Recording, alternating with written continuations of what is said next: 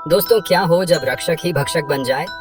आज की कहानी आपको सोचने पर मजबूर कर देगी। कहानी शुरू होती है एक जंगल से, जहां एक औरत बेहोश पड़ी हुई है। जब उसे होश आया तो वो एकदम घबरा गई, क्योंकि उसे खुद नहीं पता था कि वो वहां कैसे पहुंची। इधर उधर देखा तो बस रोने लगी।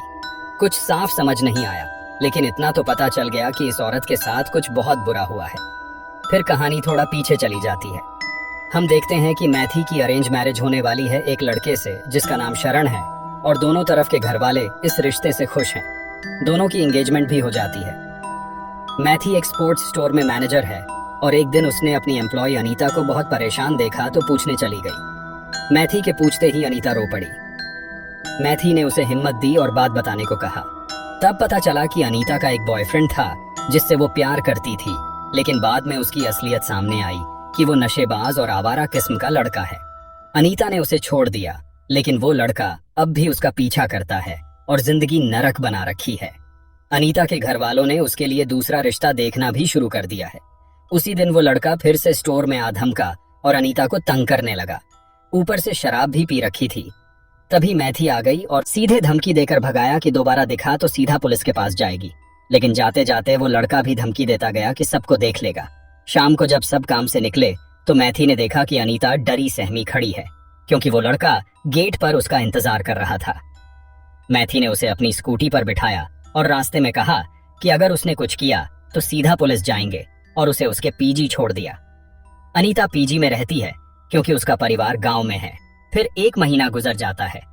एक दिन अनीता अपनी माँ के साथ मैथी के घर आई, जो अकेले रहती है, और शादी का पहला कार्ड उसी को देने आई थी। मैथी ने अनीता की माँ का बहुत आदर किया।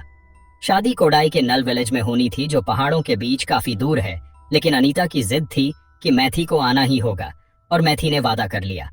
अगले दिन स्टोर में मैथी ने एक लड़के को कपड़े चुराते देखा और सिक्योरिटी को बताया। फिर उसने अपने एम्प्लॉय सतीश को बुलाया, क्योंकि वो लड़का सतीश का दोस्त था और मैथी उसे कई बार स्टोर में देख चुकी थी। सतीश मुकरने लगा कि वो उसे नहीं जानता, लेकिन मैथी जानती थी कि सतीश इस चोरी में अपने दोस्त की मदद करता आया है। उसी वक्त सतीश की नौकरी गई। वो गिड़गिड़ाता रहा, लेकिन मैथी ने एक न सुनी। अगले दिन मैथी अपने होने वाले पति शरण के होम टाउन गई, शायद पहली बार। इधर अनीता का वो पुराना बॉयफ्रेंड अपने दोस्तों के साथ शराब पी रहा था और बहुत गुस्से में था। उसने बताया कि जिस दिन मैथी अनीता को स्कूटी पर घर छोड़ रही थी, उस दिन उसने भीड़ के सामने उसे बहुत बेइज्जत किया था और उसे शर्मिंदगी झेलनी पड़ी थी। फिर उसने बताया कि कल कोडाई के नल विलेज में अनीता की शादी होने वाली है। उसके दोस्तों ने कहा, फिक्र मत कर, अगले दिन हम अनीता के गांव का नजारा देखते हैं, जो पहाड़ की ऊंचाई पर बसा हुआ है और चारों तरफ घने जंगल हैं। मैथी भी शादी में पहुंची हुई थी और खूब धूमधाम से अनीता की शादी हुई। यह जगह एक तरह का टूरिस्ट पॉइंट भी है, इसलिए पास में होटल भी थे जहां मैथी रुकी थी। शाम को उसकी बस निकलने वाली थी, तो बस तक पहुंचने के लिए उसने एक वैन से लिफ्ट मांगी। उस जगह का सनसेट पॉइंट काफी मशहूर है, इसलिए वो गाड़ी से उतरकर सनसेट देखने चली गई। आसपास कोई नहीं था, क्योंकि जल्द ही अंधेरा होने वाला था। तभी पीछे से हेलमेट पहने एक शख्स आया और उसका मुंह दबा दिया, जिससे वो बेहोश हो गई और उसे जंगल में ले जाकर उसके साथ दरिंदगी की गई। यही वो फिल्म का पहला दृश्य था जहां हमने उसे जंगल में अकेले पड़े देखा था। रात काफी हो चुकी थी और उसे समझ नहीं आ रहा था कि कहां जाए। इधर हम देखते हैं कि शहर जाने वाली बस में वही एम्प्लॉय सतीश बैठा है जिसे मैथी ने नौकरी से निकाला था। उधर मैथी किसी तरह सड़क पर निकल आई। उसे बहुत प्यास लगी थी, लेकिन पास का नल भी सूखा पड़ा था। तभी एक बाइक वाला गुजरा और वो डरकर झाड़ियों में छिप गई, क्योंकि जिसने उसे किडनैप किया था उसने भी हेलमेट पहना था। उसके बाद उसके साथ क्या हुआ उसे खुद ठीक से याद नहीं था। रात को उसने जंगल में कहीं आग जलती देखी और वहां एक शख्स मिला। डरते डरते मैथी ने उससे मदद मांगी और कहा कि उसे हॉस्पिटल जाना है। उस शख्स ने बताया कि शहर जाने वाली आखिरी बस तो कब की जा चुकी है, लेकिन तभी उसका कोई जानकार अपनी वैन लेकर शहर की तरफ जा रहा था, तो उसने मैथी को भी साथ ले जाने को कहा। वो शख्स मैथी को शहर में हॉस्पिटल के बाहर छोड़ गया, लेकिन अंदर जाने पर कोई सीनियर महिला डॉक्टर नहीं मिली जिससे वो अपनी तकलीफ बता सके, क्योंकि रात का वक्त था और सब जा चुके थे। वहां एक नर्स मिली जिसे मैथी ने सब बताया, लेकिन बिना डॉक्टर के वो कुछ नहीं कर सकती थी। मैथी वहां से निकलने लगी तो नर्स ने जाते जाते उसे कुछ पेन किलर दिए तब मैथी ने सोचा कि पहले पुलिस स्टेशन जाकर शिकायत दर्ज कराती हूँ। किसी तरह नजदीकी पुलिस स्टेशन पहुंची जहां बाहर काफी सजावट हो रखी थी।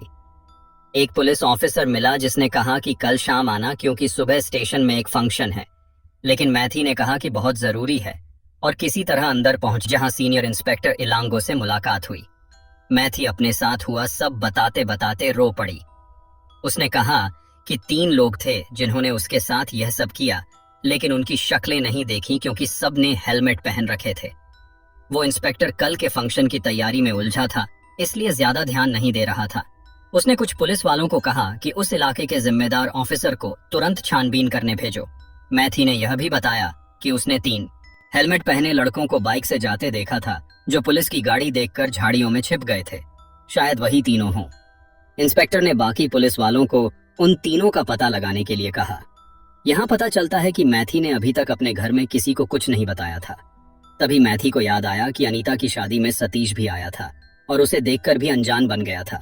वही सतीश जिसे उसने नौकरी से निकाला था। तो सतीश भी शक के दायरे में आ गया। शायद उसने बदला लेने के लिए ऐसा किया हो। इंस्पेक्टर ने सतीश को पकड़ लाने का आदेश दिया और मैथी से पूछा कि क्या चेन्नई से कोई उसका पीछा कर रहा था, लेकिन मैथी को ऐसा नहीं लगा था। इधर पुलिस उन तीनों बाइकर्स को पकड़ लाई और उन्हें बहुत मारा गया क्योंकि भागने की कोशिश की थी। पूछताछ में तीनों ने बताया कि उन्होंने बस बाइक चुराई थी, इसीलिए डरे थे, लेकिन किसी महिला के साथ कुछ नहीं किया। पर पुलिस उन्हें जानवरों की तरह पीटती रही, जबकि वो बाइक चोरी पहले ही कबूल कर चुके थे। तभी मैथी को याद आया कि चेन्नई से आते वक्त उसने कई बार अनीता के बॉयफ्रेंड प्रभु को उसके दोस्त के साथ देखा था। उसने यह बात इंस्पेक्टर को बताई। प्रभु और उसके दोस्त को भी पकड़ लाया गया और पूछताछ शुरू हुई। दोनों डरे हुए थे, लेकिन देखकर नहीं लगता था कि इन्होंने कुछ किया होगा। फिर भी पुलिस ने उन्हें खूब मारा, पर इतनी मार के बाद भी कोई जुर्म कबूल नहीं हुआ, जिससे साफ था कि ये बेकसूर हैं। थोड़ी देर में सतीश को भी ले आया गया। उसने बताया कि वो बस शादी में आया था और मैथी से उसका कोई लेना देना नहीं। सतीश भी बहुत डरा हुआ था, लेकिन पूरी बात सुने बिना ही उसे भी मारना शुरू कर दिया। जिसे भी लाया जा रहा था बस पीटा जा रहा था, सिर्फ शक की बुनियाद पर। एक पुलिस वाले ने इलांगो से कहा कि उसे नहीं लगता प्रभु और सतीश का कोई आपस में कनेक्शन है, लेकिन इलांगो ने कहा कि इतना मारो कि जुर्म कबूल कर लें। मैथी ने 3 लोगों की बात बताई थी, तो उसी आधार पर इलांगो इन दोनों का झूठा कनेक्शन बनाकर एक फर्जी रिपोर्ट तैयार कर रहा था, ताकि इन्हें झूठे केस में फंसाया जा सके। तभी मैथी ने वहां की कांस्टेबल अमूदा से कहा कि उसे नहीं लगता यह काम इन्होंने किया, क्योंकि जिन्होंने उसके साथ यह सब किया उनकी उम्र कम से कम 50 साल रही होगी। यहाँ से कहानी नया मोड़ लेती है। अमूदा ने यह बात इंस्पेक्टर इलांगो को बताई तो वो भड़क गया कि वो बार बार अपना बयान नहीं बदल सकती। मैथी का यह भी कहना था कि यह सब कुछ पूरी प्लानिंग के साथ किया गया था। इधर इलांगो ने उन तीनों के खिलाफ FIR भी दर्ज करवा ली थी और कह रहा था कि अगर सुबह तक इन्हें अच्छे से ट्रीट किया जाए, यानी मारा जाए, तो यह जुर्म कबूल कर लेंगे और केस सॉल्व हो जाएगा। तभी बातचीत के दौरान इलांगो ने गर्दन घुमाई और मैथी की नजर उसकी गर्दन पर एक मस्से पर पड़ी। उसे एकदम याद आ गया कि उस शख्स की गर्दन पर भी ऐसा ही निशान था। बात एकदम साफ हो गई कि उसके साथ यह दरिंदगी करने वाला कोई और नहीं बल्कि यही इलांगो और उसके साथी थे। मैथी डर गई, लेकिन इलांगो को अभी पता नहीं था कि मैथी सच जान चुकी है। इलांगो ने बताने लगा कि जब उसकी पोस्टिंग एक गांव में थी तब भी ऐसा एक केस आया था, लेकिन लड़की के घर वाले समझदार निकले और उन्होंने केस दर्ज नहीं कराया क्योंकि इससे लड़की की बदनामी होती।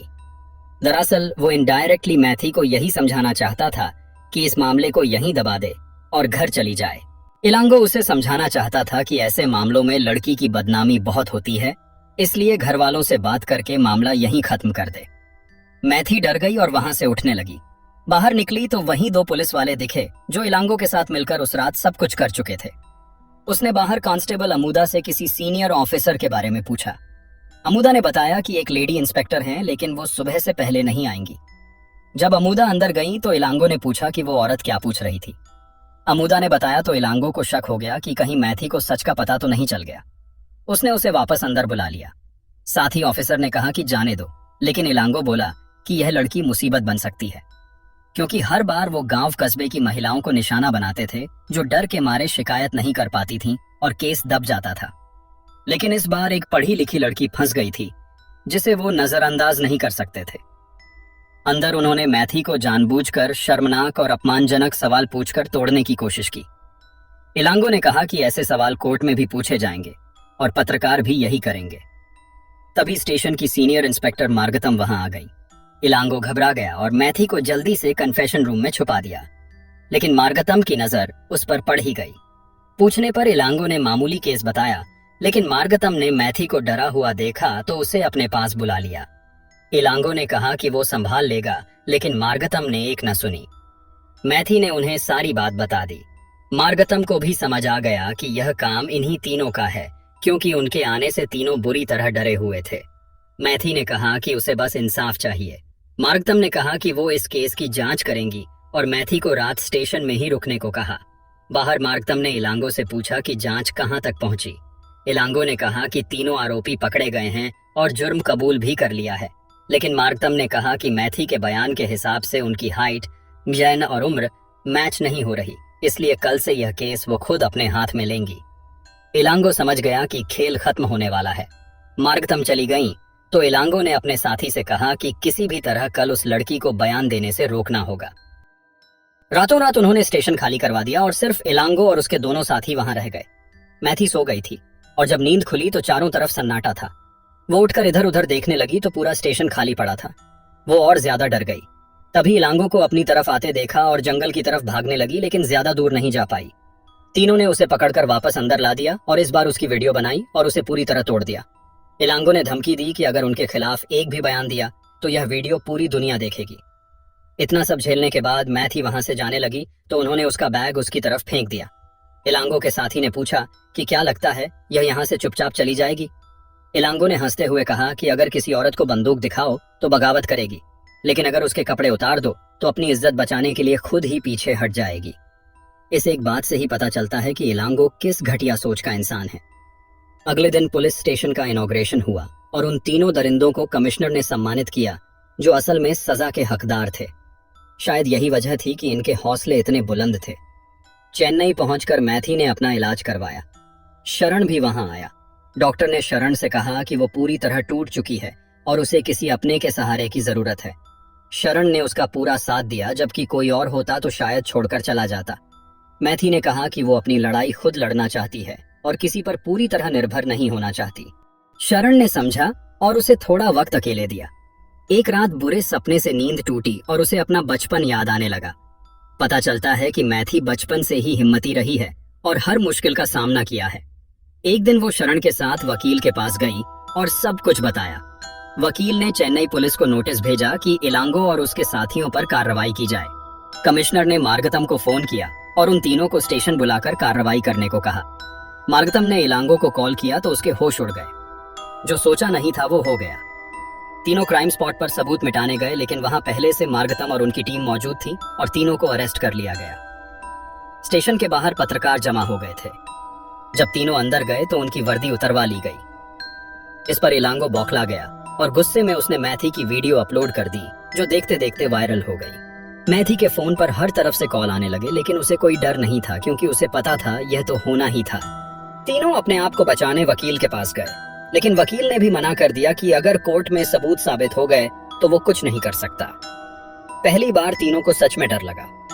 नौकरी भी गई, इज्जत भी गई। तब उन्होंने ट्रक से मैथी और शरण का एक्सीडेंट करवाने की कोशिश की ताकि सबूत मिट जाए, लेकिन यह भी फेल हो गया और इसमें 2 बेगुनाह बाइक सवारों की जान चली गई। फिर इलांगो मैथी के वकील के पास समझौते के लिए गया, लेकिन वकील ने साफ कह दिया कि अब कोर्ट में ही मिलेंगे। अगले दिन एक सीनियर ऑफिसर ने शरण को घर बुलाया और कहा कि केस वापस ले लो, क्योंकि तीनों सस्पेंड हो चुके हैं और समाज में बदनामी भी हो गई है। कोर्ट में तो बरसों लग जाते हैं और चाहो तो तीनों पैरों पर गिरकर माफी भी मांग लेंगे। शरण ने यह समझौता मान लिया ताकि तब तक वो सुरक्षित रहें, वरना फिर से हमला हो सकता था। अगले दिन तीनों होटल में शरण से मिलने आए माफी मांगने, लेकिन वहां उन्होंने ऐसा कुछ नहीं किया। शरण ने तीनों को थप्पड़ मारा और इलांगो के कहने पर उन्होंने कोई जवाब नहीं दिया। इधर शरण का परिवार भी उससे कहने लगा था कि मैथी का साथ छोड़ दे और उससे शादी मत कर, क्योंकि हर जगह बदनामी हो रही है। लेकिन शरण ने परिवार की भी नहीं सुनी और मैथी के साथ खड़ा रहा।